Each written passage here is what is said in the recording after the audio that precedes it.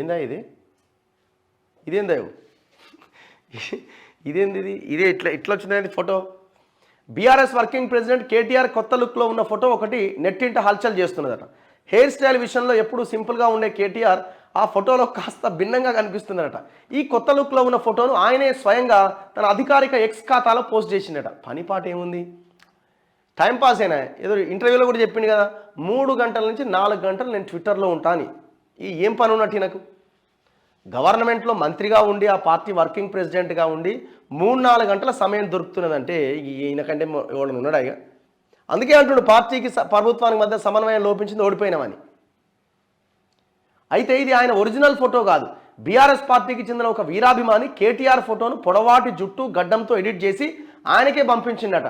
అంటే ఎందుకు పంపించిందంటే ఇక నీకు ఇదే సెట్ అవుతుంది, ఈ అధికారం పోయింది కదా, నీకు మళ్ళీ అధికారం వచ్చేది లేదు, ఇట్లా పెంచుకొని తిరుగు అని చెప్తున్నాడు ఆయన. నీకు అర్థమవుతుంది ఎందుకేమో, దాన్ని ఏదో నేను అందంగా కనిపిస్తున్నాను ఫోటో పోస్ట్ చేసినావు. ఏందా ఇది?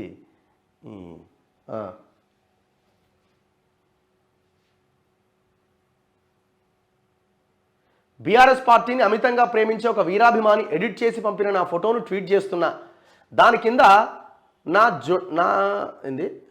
నా జుట్టు గడ్డం నేనే ఇలా పెంచుకున్నా అని ఒక లైన్ రాసిందట.